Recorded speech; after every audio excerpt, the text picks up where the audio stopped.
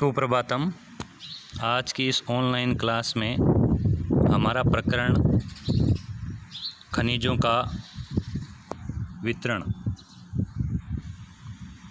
जैसा कि हमने पहले खनिजों के बारे में और खनिजों के प्रकारों के बारे में और खनिज किस प्रकार निकाले जाते हैं उसके बारे में हमने जानकारी प्राप्त की है। आज हम खनिजों के वितरण के बारे में और उस उपलब्धता के बारे में अध्ययन करेंगे। जैसा हम सब जानते हैं कि खनिज जो खोद करके निकाले जाते हैं तो ये विभिन्न प्रकार की चट्टानों में पाए जाते हैं। चट्टान को शेल भी कहा जाता है, जिसका अर्थ है वह पदार्थ, ठोस पदार्थ जो मिट्टी के समान मुलायम और पत्थर के समान कठोर हो, उसे शेल कहते हैं। ये भूपटल पर ऊपरी भाग में भी होती है और नीचे भाग में भी पाए जाते हैं। तो यदि शेलों की बात करें, चट्टानों की बात करें, तो ये 3 प्रकार की होती है: आग्नेय चट्टान, अवसादी चट्टान और कायांतरित चट्टान। खनिजों के वितरण की यदि हम बात करें तो जैसे पहले हम इससे पूर्व खनिजों के प्रकारों को वापस देख लेते हैं। 2 प्रकार के खनिज होते हैं, धात्विक खनिज और अधात्विक खनिज। तो यदि इसकी उपलब्धता की बात की जाए या वितरण की बात की जाए तो धात्विक जो खनिज हैं वो आग्नेय और कायांतरित चट्टान में पाए जाते हैं। अधात्विक जो खनिज हैं वह अवसादी चट्टान में पाए जाते हैं या उपलब्ध होते हैं। अब इनके कुछ उदाहरणों को हम देखते हैं। तो धात्विक खनिज के अंतर्गत कोयला, तांबा, बॉक्साइट, सोना, चांदी, सीसा, जस्ता, ये और भी हो सकते हैं। आपको यहाँ मैंने इतने नाम बताए हैं, और भी इसके उदाहरण हो सकते हैं जो आग्नेय और कायांतरित चट्टान में पाए जाते हैं। इसे हम इस मानचित्र के द्वारा भी समझ सकते हैं। आपके सामने ये संसार का मानचित्र है, जिसमें 3 खनिजों के वितरण के बारे में बताया गया है। पहला है लोहा, तांबा और बॉक्साइट, जिसके संकेत इसके सामने ही दिए गए हैं। जो आपको लोहा दिख रहा है, गमले नुमा आकृति है।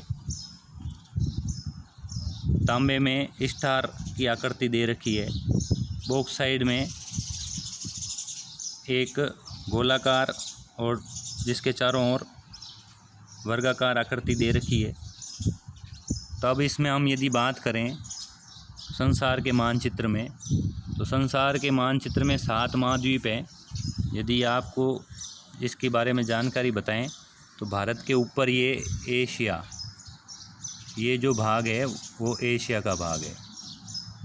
एशिया के बाईं ओर यूरोप और इसके यूरोप के नीचे ही अफ्रीका। इसके सबसे बाईं ओर यदि हम देखें उत्तरी अमेरिका, दक्षिणी अमेरिका, और दाईं ओर ये छोटा सा जो भाग है ये ऑस्ट्रेलिया, और सबसे नीचे अंटार्कटिका।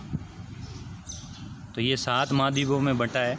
अब इस संकेतों से हम इसके बारे में, इसके वितरण की उपलब्धता की जानकारी हम कर सकते हैं कि लोहा है जो कहाँ पाया जाता है, तांबा कहाँ निकाला जा रहा है, बॉक्साइट कहाँ है। तो ये जो संकेत दिए हैं आपको इन महाद्वीपों में, इससे हम इसकी उपलब्धता की जानकारी प्राप्त कर सकते हैं। ऐसे ही यदि हम इसी प्रकार से राजस्थान के खनिजों की यदि हम जानकारी करना चाहें तो राजस्थान में ये खनिजों में यहाँ संकेत दे रखे हैं नीचे की ओर। तांबा, संगमरमर, टंगस्टन, जस्ता, सीसा, खनी, जिप्सम, चांदी। तो इसके द्वारा भी हम राजस्थान के कौन से ज़िले में कौन से खनिज निकाले जा रहे हैं। तो जैसे यदि बीकानेर की यदि हम बात करें, बीकानेर में आपको आयताकार रूप में जो आकृति दिखाई दे रही है, तो इसका संकेत आपको जिप्सम के बारे में, ये जिप्सम लिखा है नीचे, हम संकेत के द्वारा हम देख सकते हैं। तो यहाँ जिप्सम अत्यधिक मात्रा में निकाला जाता है। इसी प्रकार नागौर में भी जिप्सम है। तांबा आपको दिखाई दे रहा है, ये टंगस्टन उल्टा त्रिभुज जो है टंगस्टन को दिखा रहा है, अंकित कर रहा है। और गोलाकार आकृति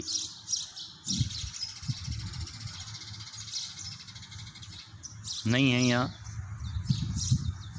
तो इस प्रकार से हम संकेतों के माध्यम से इसके वितरण की जानकारी प्राप्त कर सकते हैं। ऐसे ही अधात्विक खनिज की यदि हम बात करें तो ये अवसादी चट्टान में पाए जाते हैं। भूमि को जब खोद करके तो निचले हिस्सों में जो ठोस भाग होता है, कठोर पत्थर के समान और मिट्टी के समान मुलायम, वो अवसादी चट्टान में, जिसमें कोयला है, चूना पत्थर है, संगमरमर है, खनिज तेल है, पेट्रोलियम है। तो इसे भी हम संसार के मानचित्र में भी यदि हम देखें तो इन दो भागों के बारे में, कोयला और खनिज तेल की उपलब्धता का विवरण जो है इन महाद्वीपों के अंतर्गत दिखाया गया है। तो इस प्रकार इसके वितरण की और उपलब्धता की जानकारी हम मानचित्र के द्वारा भी संकेतों के माध्यम से कर सकते हैं। अब हम आज के टॉपिक से संबंधित कुछ प्रश्न अपनी नोटबुक में करेंगे। पहला क्वेश्चन है, खनिज कहाँ पाए जाते हैं। दूसरा क्वेश्चन है, चट्टानें कितने प्रकार की होती है, नाम लिखिए। तीसरा क्वेश्चन है, धात्विक खनिज कौन सी चट्टानों में पाए जाते हैं। धन्यवाद।